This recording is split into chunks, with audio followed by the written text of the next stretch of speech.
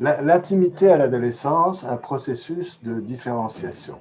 C'est un très beau sujet qui m'a été proposé là, et d'autant plus que depuis déjà maintenant un certain nombre d'années, je réfléchis vraiment à la problématique bébé-ado. Hein, on appelle ça, il y a un certain nombre de congrès qui ont lieu avec Alain Braconnier pour les adolescents, moi pour les bébés, autour de cette question des points de jonction entre les fonctionnements psychiques du tout petit et les fonctionnements psychiques de l'adolescence. À l'adolescence, il y a la reprise, la remise en chantier, la remise en jeu d'un certain nombre de processus psychiques qui étaient à l'œuvre au tout début de la vie des enfants.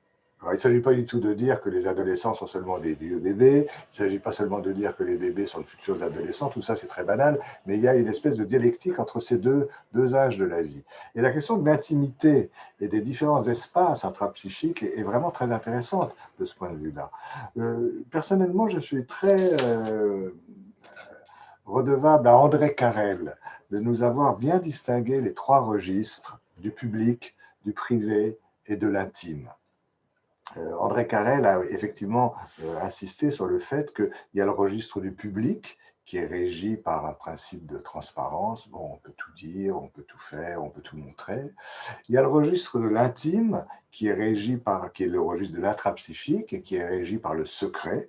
Et entre les deux, il y a le registre du privé qui n'est régi ni par la transparence ni par le secret, mais par la discrétion. Et c'est dans ce registre du privé, d'ailleurs, qu'on travaille beaucoup dans les institutions. Voilà, alors le registre de l'intime, c'est l'intrapsychique, c'est le secret, c'est le jardin secret. Le bébé doit le constituer et les adolescents doivent le préserver.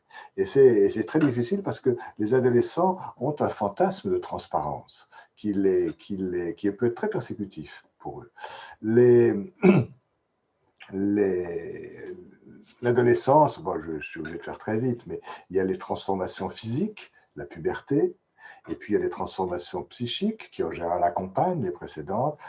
Philippe Buton a utilisé le mot de pubertaire pour parler des transformations psychiques. En général, la puberté et le pubertaire vont de pair, si je puis dire. Aujourd'hui, de plus en plus, et pour des raisons que j'ignore, ne me demandez pas lesquelles, elles sont sans doute multiples, il y a un petit découplage assez fréquent entre les deux. Certains enfants qui sont encore physiquement tout à fait infantiles ont déjà des préoccupations psychiques d'adolescents, et d'autres ont un corps qui a déjà beaucoup changé et un psychisme qui est encore assez immature. C'est pas très confortable, mais enfin ça existe assez souvent.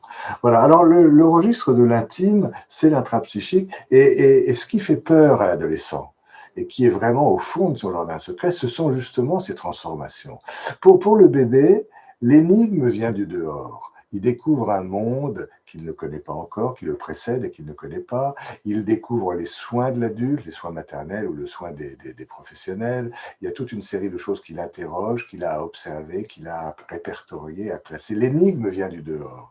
Alors que pour l'adolescent, l'énigme vient du dedans. Ce sont les transformations corporelles et les transformations psychiques, la nouvelle façon de penser, la nouvelle façon d'être, qui deviennent une énigme pour l'adolescent lui-même et qui peut lui faire très peur, soit provoquer de la honte, soit provoquer du dégoût. On voit bien dans l'anorexie mentale comment le corps devient un objet de haine, de peur, de dégoût.